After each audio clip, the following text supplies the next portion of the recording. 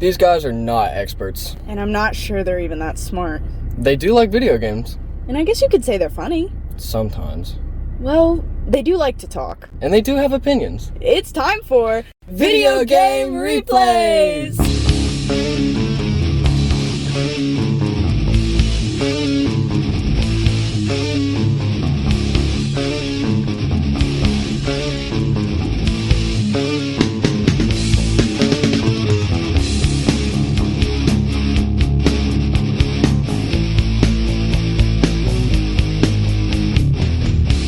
VGR Podcast, welcome to the show. Thank you for joining us on this episode of Video Game Replays. My name is Aiden. Joining me is my co-host Larry.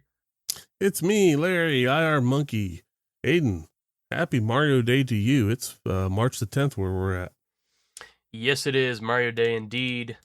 I did not know that until just a second ago, so here we are. Yeah, guys, we're back. CJ's not joining us for this one again. We believe he is currently sleeping and cannot get a hold of him. So, yep, he's still in the doghouse right now.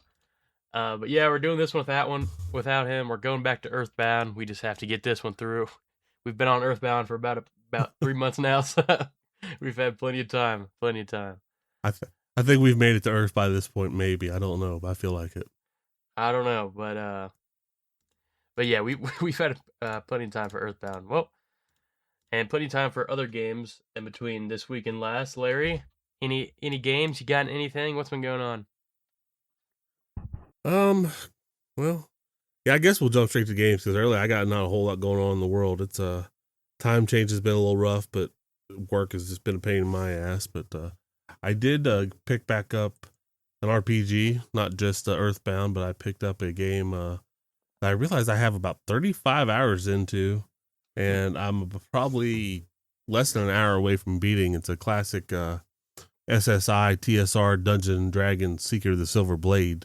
It's the third installment of the Gold Box series, which is the old 80s, 90s Dungeons and Dragon games that came out for the PC.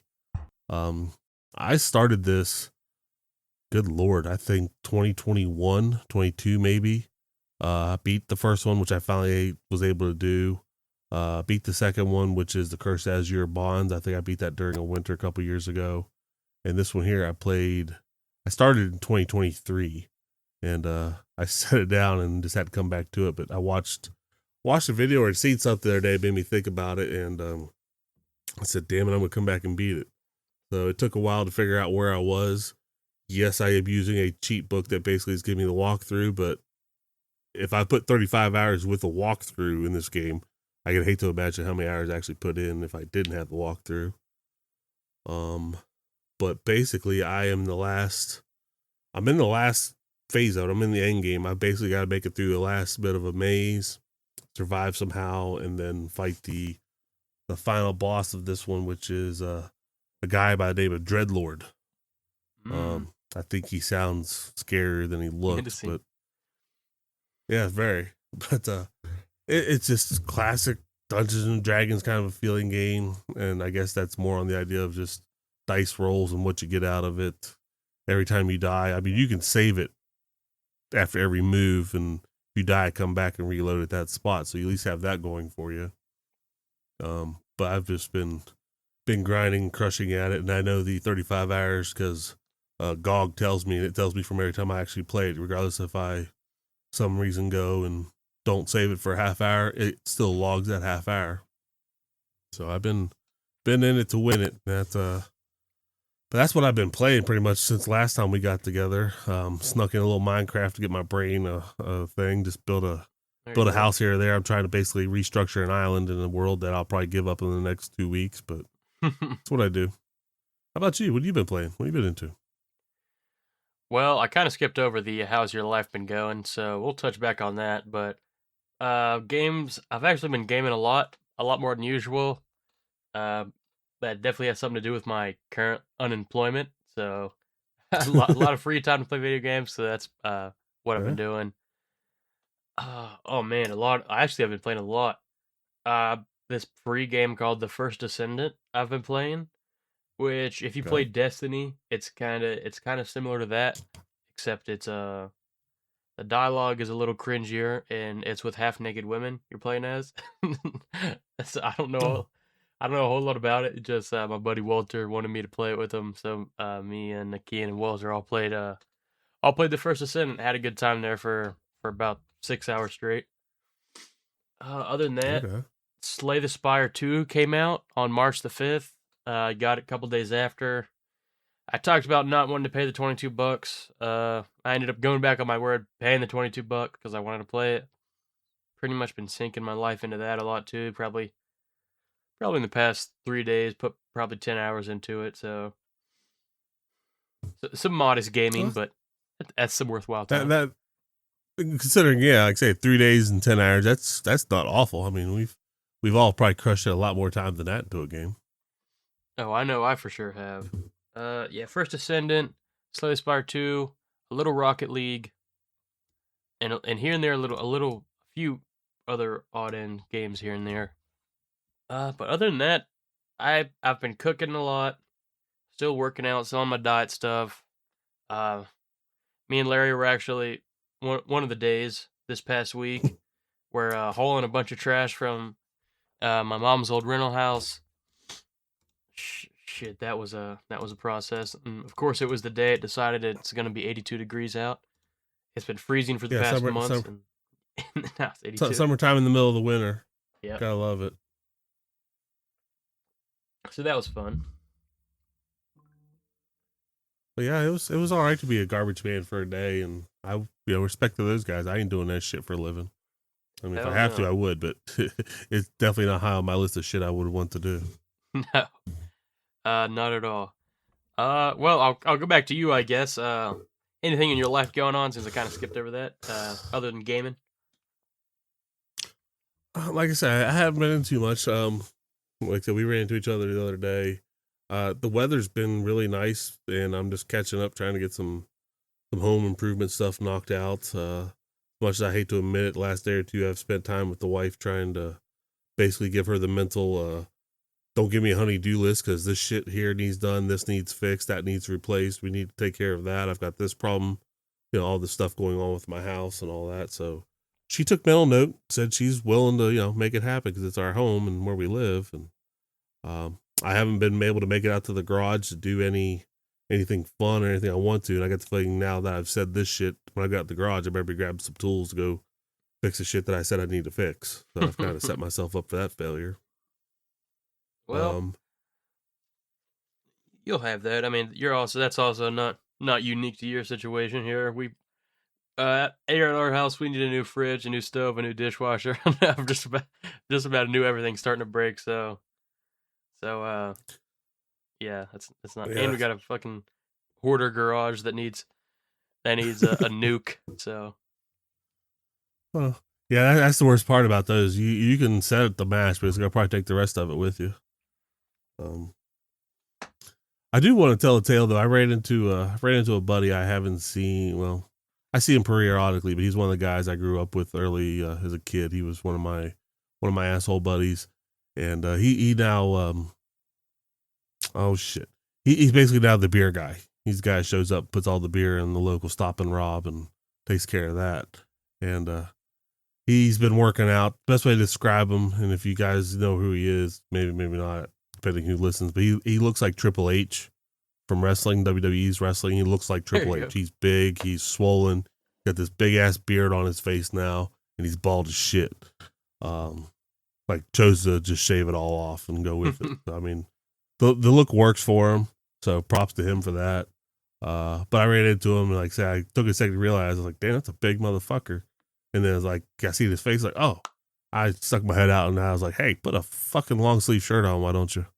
And he turned around, we got to the bullshitting. But I brought up this because, again, he's a beer guy, and he's the guy puts it up there, and he's like, you drink beer? I'm like, I'm an American, ain't I? He goes, fuck yeah. He goes, you want a 30-pack? I'm like, if I ever say no, kill me. He's like, I got one here, and I fucking dropped it. I can't resell it, so here. He takes a fucking 30-pack of light and puts it in the back of my fucking car. I'm like, this is a good day. Yeah. This is a very, very good day. Oh, yeah. Can't beat that. No, I mean, it's hard to complain. So props to you. I'm going to call him Umawa. and he'll know who he is if he gets referenced. And they say just a guy I grew up with, just good old boy. I mean, he at one time he had asked me about starting his own podcast, and I asked him about that. He said he just couldn't. He would. I don't know. He just said he couldn't make it happen. I'm like, well, if you ever change your mind, let me know. That way I can steal some of your audience. But either way, me, him, and another one of my buddies back in the day, we used to sit around, and record. We had a microphone that would plug into a CD/tape player, and we would do like a radio show.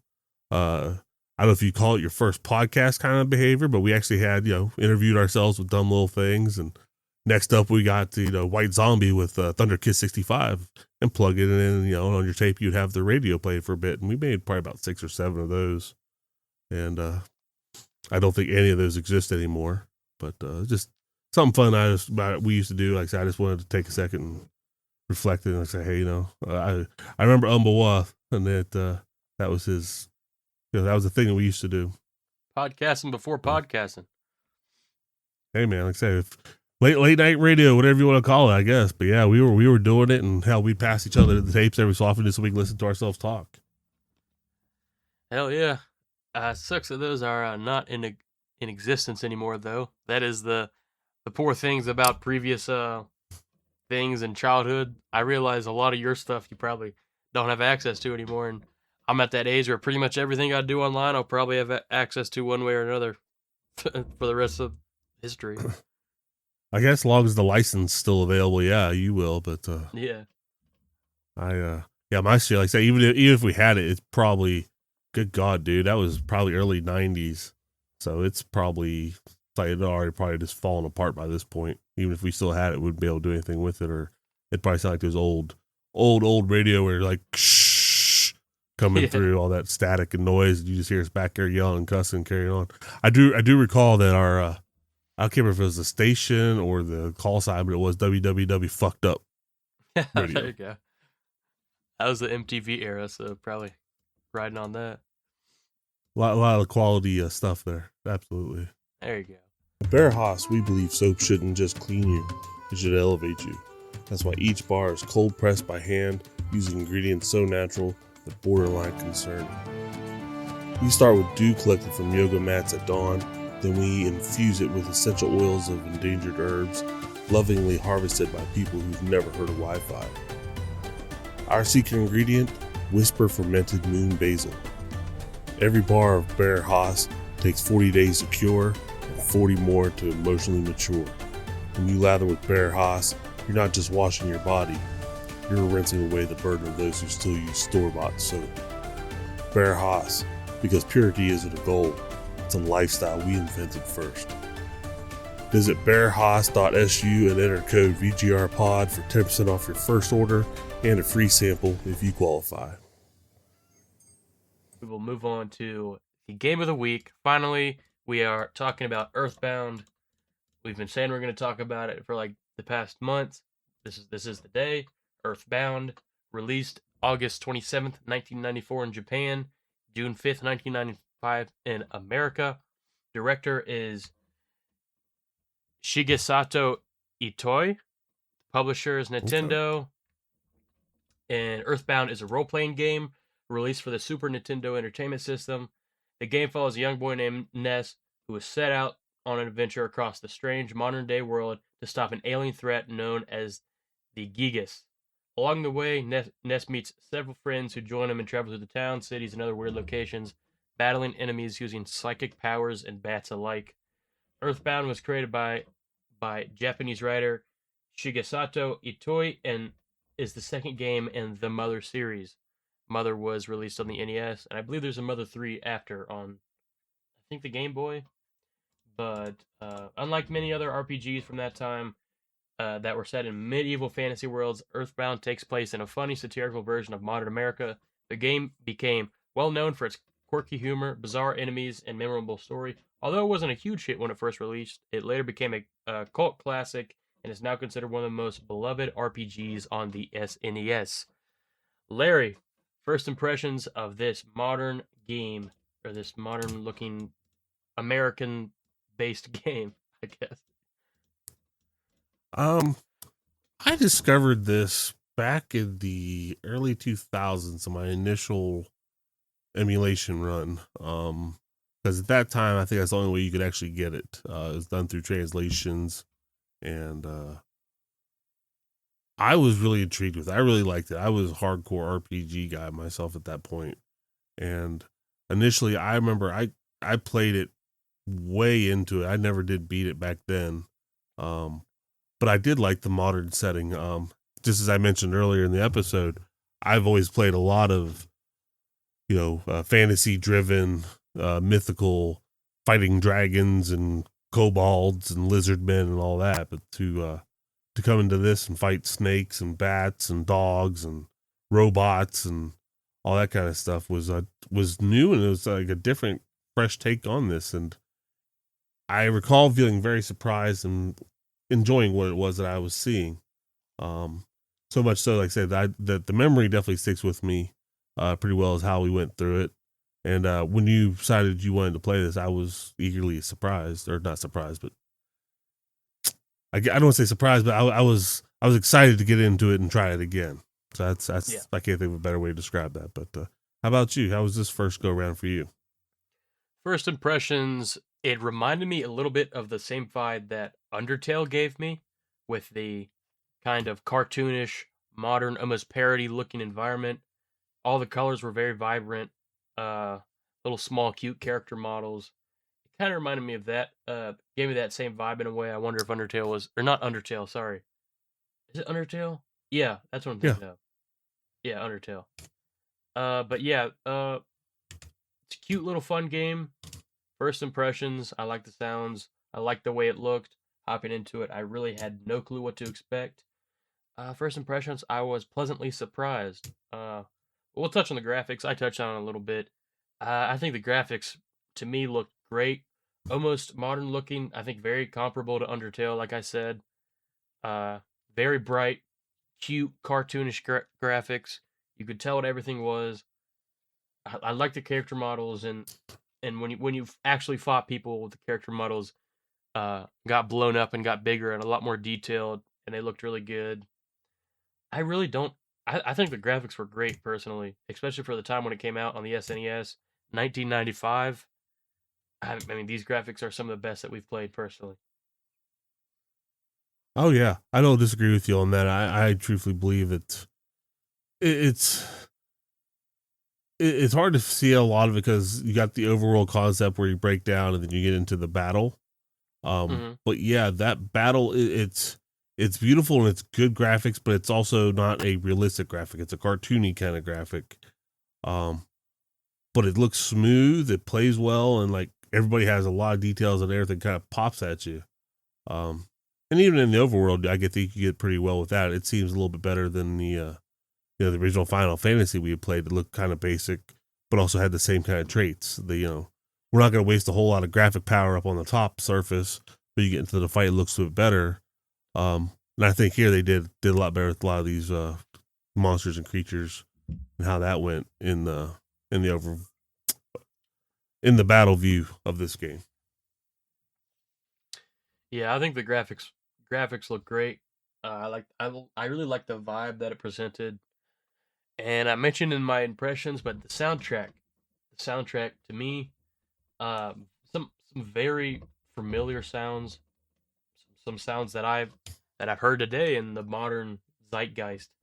Uh, but yeah, I I'll touch a little more about Larry. What do you think of the soundtrack? Anything stand out to you?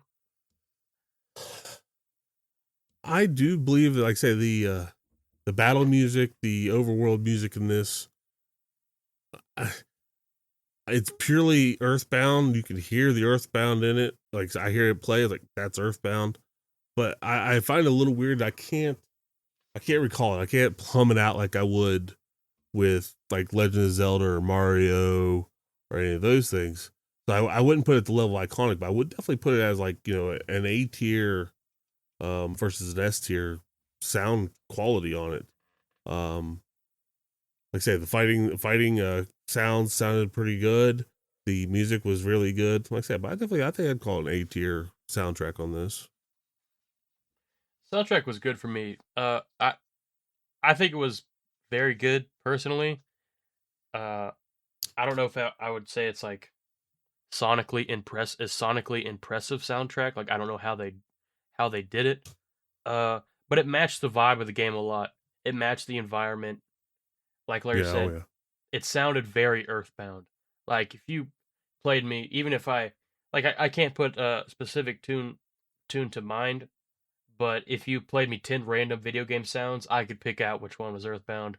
And that it's something that it helps the feel of the game a lot. It helps you jump into it, and yeah, it just sounded good. It sounded very Earthbound. It helped the cool, funny. The sounds were quirky, uh, very video game 8-bit esque, a little goofy at times. But yeah, I mean the soundtrack matched the game, and there wasn't a whole lot of annoying sounds that I found in some of the other older games that we've played.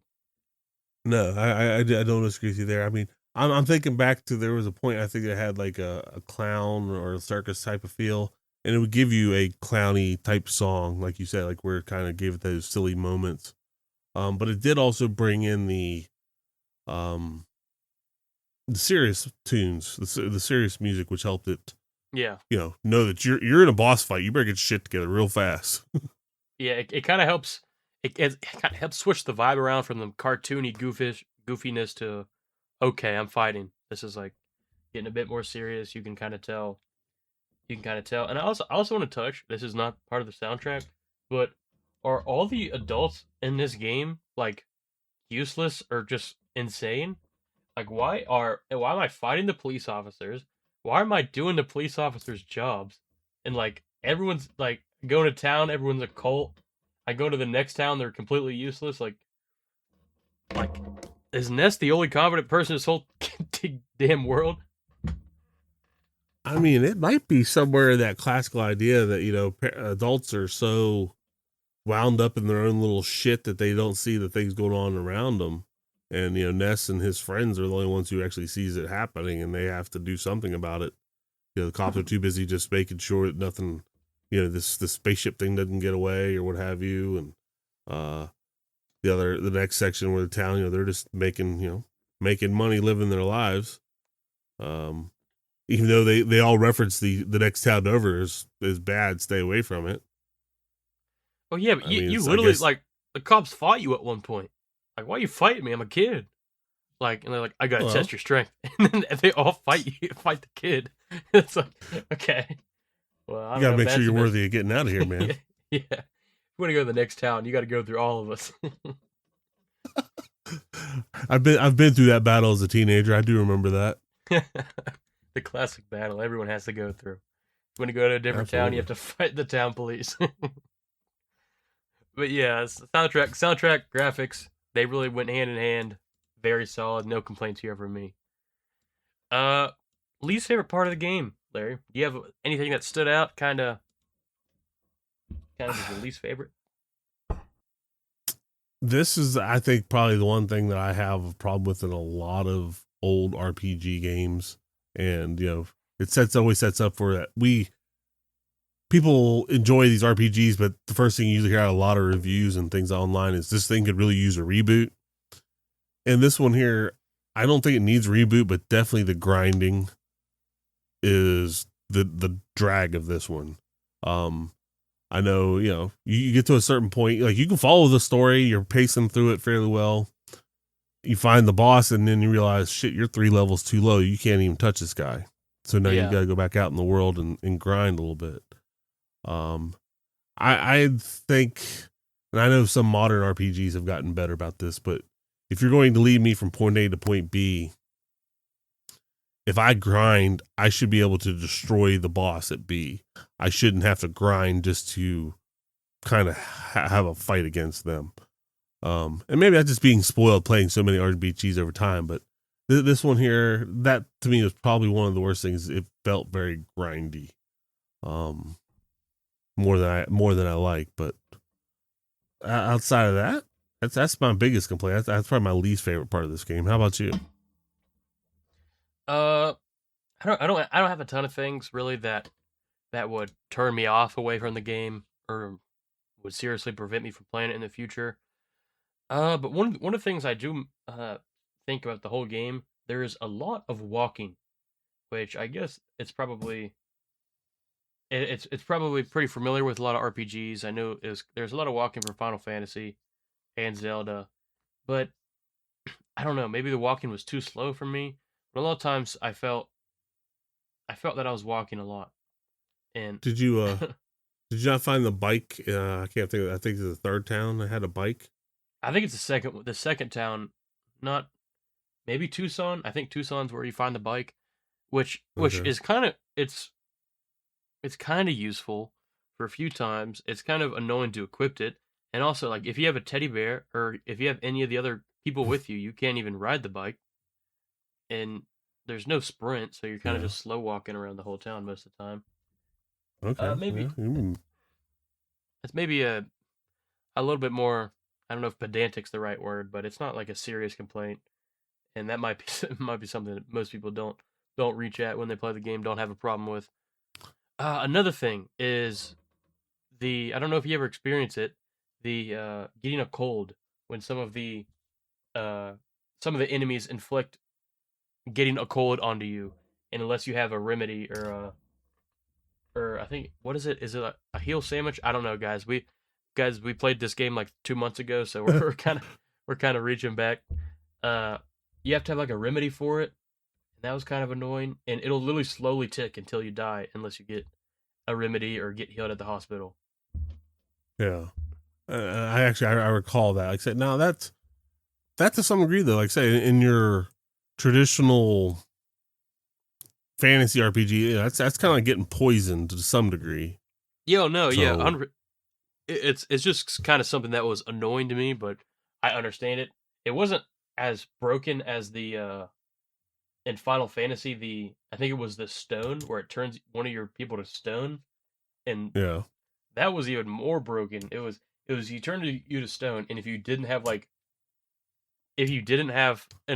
one of the potions to cure that, you just were just stuck.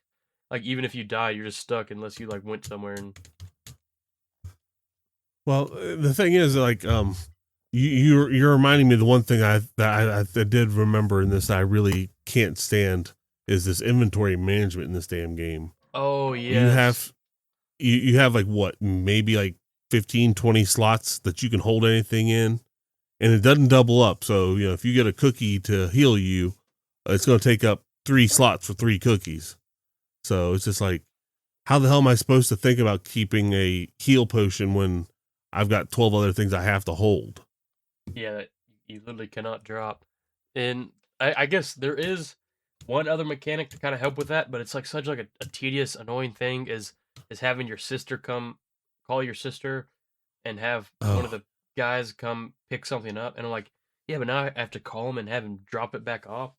I wish either you introduced stacking, which you mentioned that just have, like, if you have 3 cookies, just have it one inventory slot, or in the post office where you call your dad, have it where there's just an inventory slot where there's like an inventory thing where you can store things at that post office, and you can yeah. pretty much at any post office you can go and pick that stuff you stored there back up. That would be a lot easier because, like you said, it does get a little easier as you introduce Paula and, damn, what's his name, Jeff? I don't know, but you pick Yeah, different I think names. Jeff. But Paula and Yeah, Jeff, well, it gets better because they can hold stuff too, so it's definitely a little easier. well, yeah, again, you mentioned 2 things in that too. It's like, damn, this is a fine showing, folks, of how time makes all the bad things go away. um, Another thing I remember I hated about this fucking game was the saving. Saving is not bad. I appreciate. Let me save the fucking game, but you have to call and talk to your dad, Yeah, and it's not like, hey, pick up the phone. I need to save the game. It's like, oh, how you been? How you doing? You doing this? You listening to your mom? All that. Oh, but you want me to take note of what you've been doing, which is basically, do you want me to save? yeah, And then it's like, oh, do you want to keep going? Oh, you're just like your mother. You're just a hard worker. Can't give it up. It's like, I don't need a 4-minute process to say, yeah. yes, I Every want to time. save. Yeah, Um, so yeah, that's that. But then also, as we, I knew this was going to be a long game. I'll admit I did get lost in some of this, which I think goes back to the initial argument I have of the inventory system. I have several different things. Cool. I can send my sister come pick up this, the sound thing or whatever it was that you're hunting down. What the hell were those? The replacement for the orbs in Final Fantasy. Final Fantasy, you have to find 4 orbs. And this one, you have to find 4 music things or something like that. Well, do I need to keep that on me? Or is it okay to let her hold that until I get, to the final phase and then let her, bring them all back? I don't know. And so now you're carrying something that you may never use again until the end of the game. So that's there's the kind of shit you don't get and knowledge that you should need.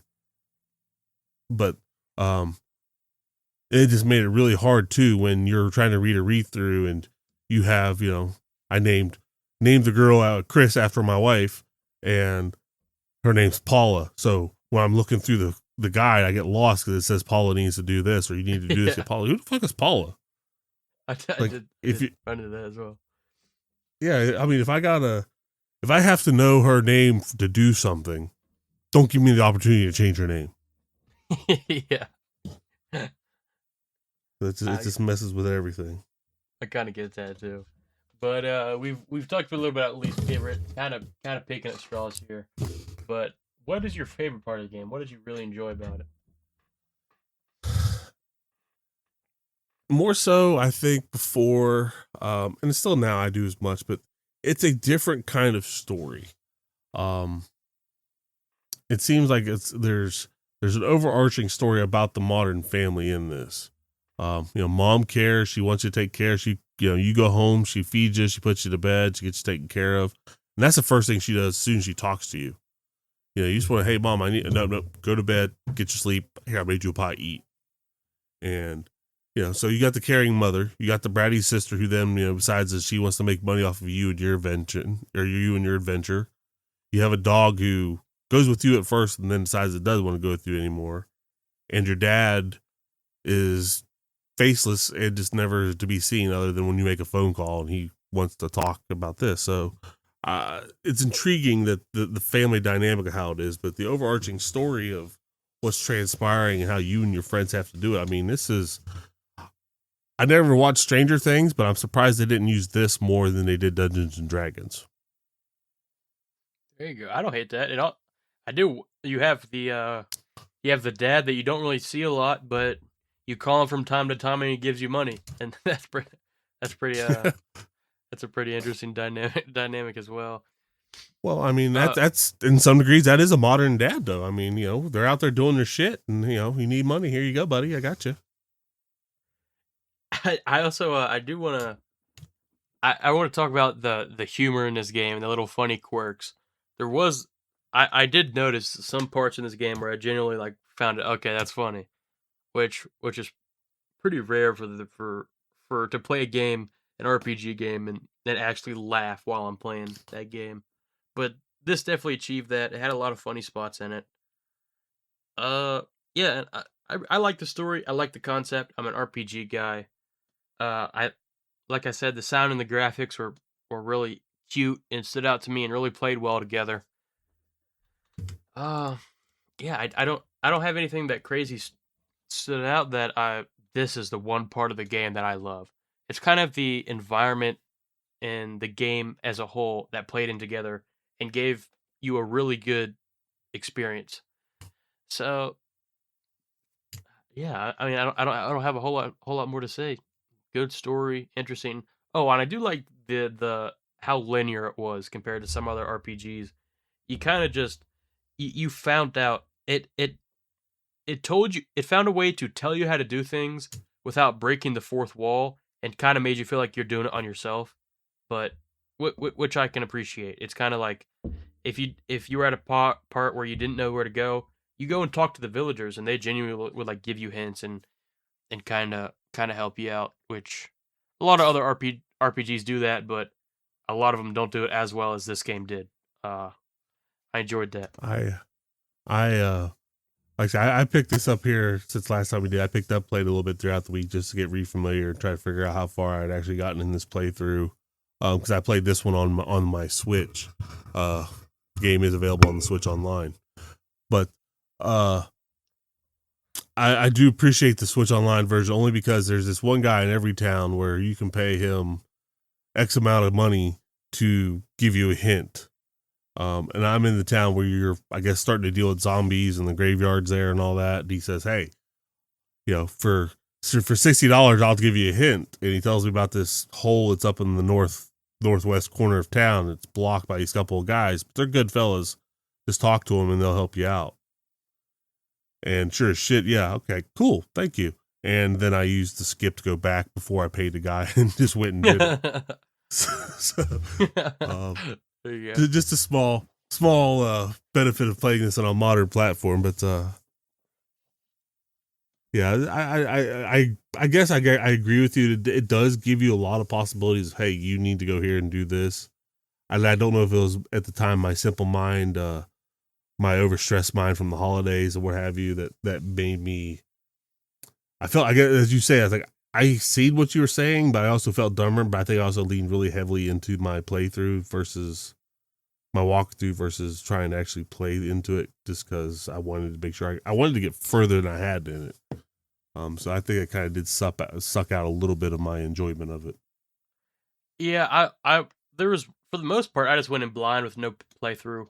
There was one part in Tucson I do remember looking up, like, okay, where do I go here? Because I kept talking to everybody, and I just didn't know I need to go right in the cave. And apparently there's just this one little spot that I just need to go through, and I could just keep progressing that. I just kept missing somehow. But other than that, I pretty much went in it blind and figured it out pretty good. But you were at if you're at the zombie town, you were at right before you got teleported to, I think we said it was Jeff's body, and then you kind of have this arc with Jeff, but it's kind of this part of the game where he's on the other side of the world, and you got to get Jeff to the zombie town and kind of level him up, and he's kind of like a little tinker, and he has a slingshot, and he's like good with technological stuff, I guess, and a little tinkering. Yeah. But you're right before where you get teleported to Jeff, so we're about in similar areas. I think I was at the very end of that town and getting ready to go to the next one. But yeah, we were pretty similar. I want to say I probably put honestly 10 hours into it, which for how far I was, I feel like I should have definitely got farther, but I was using no playthrough and kind of just raw dogging it. Well, I mean, don't get me wrong.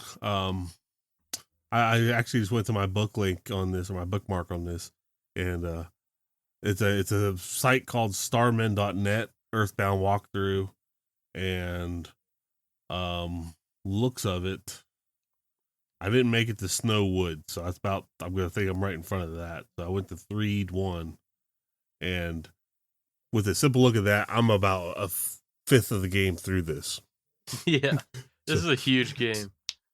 It is, and I mean, don't get me wrong. That's one of those things. Like I think I mentioned it earlier. I think I missed my opportunity for this winter to go through and play something like this. I probably should have gotten more sat down and into it to play this one here, which I think I could. I don't know. I guess I just went to several different things, got ahead of myself, and personal things came up, and all these different things kicked in. But there's a lot of game here, and that's one of those things that I don't think you see a lot of, especially in an SNES game. Oh yeah, this game is absolutely humongous. Probably the biggest game that we've played, period, on the channel. Oh yeah, by leaps and bounds. I mean, maybe Final Fantasy. I think that we played was I don't maybe even think second. The original Final Fantasy we played on the NES, I don't even think touches this really. No, yeah, I agree. Because I got close to beating that game, and I put probably less time into it than I did hit this one. Yeah. Wow. Okay, well, somewhere on this here, I'm trying to think how long to beat. There we go. It says it could be done in 30 hours, but I mean, I think you'd have to you'd have to hustle through it.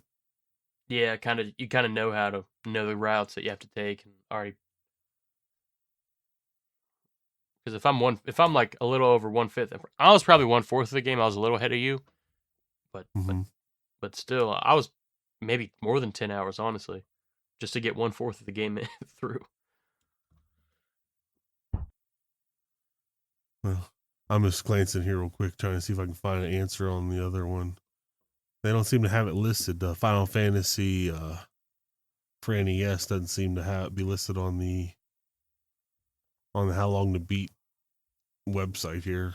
At least not in the first 4 pages of it. So, but it still doesn't feel like it's that long. No, EarthBound has to be longer. But either way, we've talked about it here. Larry, you have any final thoughts here? I will summarize like this. The first time I played this, I went into it pretty hardcore. I went blind like you did. I know we've said a couple things about it, but if you've never played it, you could probably still consider it pretty blind going in. We didn't really lead you into a whole lot of do this, do that. So I think you find satisfaction in the game playing it that direction. It's a fun game. It's a good story, but it's going to be a long trek. And I mean, it may take a while. I think even I'll reference the Angry Video Game Nerd again. I think he said, he tried for 30 years and he finally put his mind to it and said, I'm going to sit down and play this thing and beat it. So yeah, that was interesting, but it's a long story. It's a dedicated story, but a lot of people really like and love this. And I think what you get out of it is the story is going to be rewarding. It's like a good long book. And I don't know if I'm just having that same problem that I have now as an adult. I can read a manual for days. You give me a book of fiction and within 2 pages, it's put me to sleep. So I don't know if I'm suffering from that mentality of it, but I can recognize that it is a good story with a lot of things unwinding. But hell, yeah, I barely got through character development of this book. So there's a lot of play there, but I think visually it can keep you going. The audio, the sound, the soundtrack, there's enough there to go. The characters are interesting. The bad guys are interesting, more so. One of the first bosses you run into is basically a guy who's running an illegal casino outside of an arcade who has a robot you need to fight. Yeah. I mean, that itself on is like, say, that just gives you some depth. That's the first guy that you run into. But it's a very good game. And I think that, it can be found to have a lot of enjoyment if you're willing to sit down and read the book. If you can do it in 30 hours, cool. If you can't do it in less than 100, I think that you'll still enjoy the 100 hours that you put into it, except for maybe a couple hours of the grinding that you have to do, but keep wandering around to be okay with that. How about you, A? This game, to me, is one of the more modern feeling games that we've played. I could easily see this being like a 2015 game that like an indie company came out with very easily. I don't know, the feel of this game, the movement was all solid, the graphics were all solid, the soundtrack was solid, the characters, it was funny, it had interesting combat, the story's good, there's a ton of stuff to unpack in this game. I mean, hell, I probably put 12 hours in total, and I'm at 1/4 of the game. I mean, come on, this game is definitely worth it. It's a huge, very in-depth game. It's very obvious the creator of this game put a lot of time and thought into it. I personally would very much recommend this game. I think you got to play it. You're going to have a good time. It's going to feel modern. It's not like you're hopping back in the 1990s, really. It's going to feel like a modern game, and it plays like it, and the story's very good. But I'm sorry. I'm gonna interject, and I know I'm breaking your thought on this, but it may feel a little more 2000s because you do have to go to some place to pick up a phone to call your dad. yeah. Put you in the 2000s, but now for when this game came out, it feels a lot more modern than a 1990s game. Personally, absolutely. Yeah, but I mean, this game it's a great game. I recommend it if you can find it through your legal avenues, or maybe through some emulator avenues. But I don't recommend that. Play it on the Switch. Yeah, I mean that's a legal emulation right there all day, and I think you mentioned it before we got started. You found out there's actually the other part of this, or the first part of this, is available on the Switch Online as well. Yeah, the Mother games, which I heard they're a little weirder, but some people love them as well. This is kind of the baby of the three. This is the cult classic. But yeah, I mean, shit, the game's good. There's not a whole lot of bad. We could talk about it. I mean, you could probably tell from when I was talking about my least favorite part of the game. I was struggling to think of anything. I ended up one of the things I pointed out was just an intentional game design that I just found slightly annoying. I mean, it's a good game. One of the classic RPGs of the NES era, or the SNES era. Sorry, I don't really have a whole lot more to say about it. Larry, would you recommend this game? Would you play it again? I would recommend this game to anyone who's willing to get into a good long book. And even if you're not a gamer, a hardcore gamer, it's a good one to jump into. You can, take it easy, take it at your own pace, do it as you need to. It's easily accessible. It's available on Switch Online, so that's a great reason to do it. And to answer your other question, Aiden, yeah, I plan on coming back to this again at some point in time, and hopefully keep doing it. I'm happy, like I say, I'm glad I picked this up and started playing on my Switch, because now I would have that ability to, pick it up again later, which I'm notoriously known to do. Pick up a save state off of one of my games on my Switch I haven't played in 3 years. So as long as that thing still keeps burning, I'll be happy to pick it up and play it again, put a couple hours into it, and move on.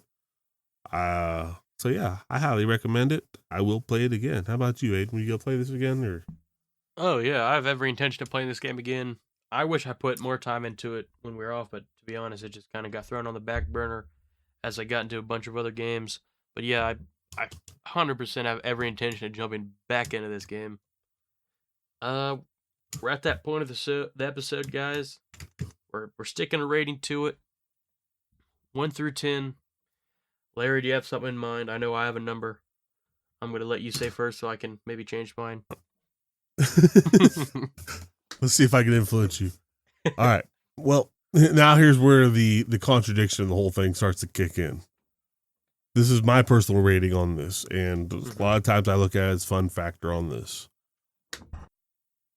Given the state of mind where I was when we played this, it's probably going to be lower than what I've been selling it as, but I do believe that it's a very good game. I do believe that people can get into this and they can have fun doing it. But for me personally, after playing a lot of more modern RPGs and finding, like I being more of a computer guy, I have certain things I enjoy to use and do better. So with that, I'm going to put a number on this, and I'm actually going to put 6.75 on this. And mostly because, like I say, it's good. I do think, though, it needs an update. I just don't believe that Nintendo is willing to do that. Wow, I'm surprised at the score here. Threw a curveball at me. I was going a way higher rating here. I mean, I'm not gonna let you influence me. I was joking about that, but yeah, I have a way higher rating here. For me personally, I'm rating off personal enjoyment, which if I play a game for 10 to 12 hours, there's enough personal enjoyment there, because a lot of these games I put 1 or 2 hours into it, and it's like, okay, I'm not having fun, I'm not continuing. But I genuinely gave this game the time of day, had a ton of fun doing it, and I just have to be objective here and look at the quality of game. This is one of the highest quality games that we've played on this channel personally. The story's great, there's so much content, soundtrack good, design good. I don't have almost anything negative to say about this game, and kind of to be objective and add the fact that I had a lot of fun playing it, I'm giving this game a 9.2. That's how much I like this game. Damn. Big point disparity here. I thought you were gonna be closer to the 7-8 range personally. I knew it wasn't gonna be my score, but one of the bigger point disparities for sure. Well, and like I say, I know, like I said, that's why I prefaced on the idea. I'm coming out of this, I'm going to sound like a hypocrite, but I know it's good, and I want to tell you that I think it is good. But from my personal experience on it, especially the second time, it felt like a slog. It just felt like to me, it felt like the first game I had to work through. Well, no, Felix the Cat was the first game I had to work really hard through, but this one here was just kind of like it. I got there, I found my rhythm. I had to keep referencing the walkthrough on it, and then to find out that fuck, I hadn't even got hadn't got that far, because even after Jeff, I think there's at least one other character in that we pick up. I'm not too sure, but yeah, yeah. we definitely had a ton of content. Yeah, there's another person in there. 'Cause I think you do end up with a 4-person team by the end of this, at least. And according to this, apparently it's someone by the name of Pooh, who's the crown prince of the land of Dalam. So I mean, and to go with that same answer that you came out with, saying you enjoyed every minute of it, and that you really loved it, which I'm not fighting you on it. I mean, I'm glad that you did. It shouldn't have felt like work to get that far into it. No, I think I had to pull myself down. That's the lovely thing about playing games. You're gonna have some people like it, some people love it. I think personally, maybe the second jumping back into it might have hindered because you kind of jump into it fresh again, kind of forgot everything about it. So I feel like that could have stalled your enjoyment a little bit. But personally, from the first 10 to 12 hours I played, I found enjoyment out of it, enough to keep playing, enough to really enjoy the time that I put into it, and just objectively looking at the quality of game. That's why I gave my score. But guys, that puts us at a 7.975 score. So that puts us, I believe, at a good VGR rating. Not quite great, but that's a good rating for our VGR score. That is a pretty good rating, and I'll be honest with, like I said, I think if CJ was around, he probably would help pull it up a little bit. We would definitely been into the higher 8 side of this. I'm just gonna be the old cranky man and say, liked it the first time. I hear you, but guys, I will go ahead and say our next game here. CJ is not here to say it, but Larry, what is our next game here? It is actually CJ's game. We're still gonna go pull. Yes. Sorry, yeah, we're still gonna pull out for our list here of our draft, and CJ's still trying to be in it. We gotta get this EarthBound moving. We gotta get the ball going. So, Harvest Moon, the first one that came out in this long series, is gonna be up next, and play along on the SNES online, because it's there too if you guys have the chance. Hell yeah, guys. Make sure you are liking, sharing, following. Guys, we're the best podcast on the internet. The best. The best. Not even close. Joe Rogan, who's that? The VGR podcast. That's the go-to. Find us on YouTube, other socials like Spotify. Send us an email at vgrpod@gmail.com. We'll reply to you if you got a question. We didn't have one for this episode, but usually we do a question in here if we don't have a ton to talk about. Just like a think about question, a thought bender. I can't think of the word, but whatever. You know what I'm trying to say. Email us if you got a question. We'll talk to it on one of the podcasts. But yeah, guys, we'll solve your problem. We'll solve whatever problem you got. Hey, if it's a would you rather, or if you're just saying, hey, is this okay, or what should I do? You want some life advice? We got an uncle in the call, so we can give you some uncle life advice here. Oh yeah. If you need some. But we got Harvest Moon on the next episode. We're going to give this one its time. Probably give it a 2-weeker. Enough time for us to play it. We're going to try to throw out an episode in between. Just an extra or a movie night or whatever we think. So be on the lookout for that. We're going to try to keep following Season 2. Keep it up. But we will see you guys later. Thanks for watching. Listening. Whatever. Whatever. Peace. Peace out.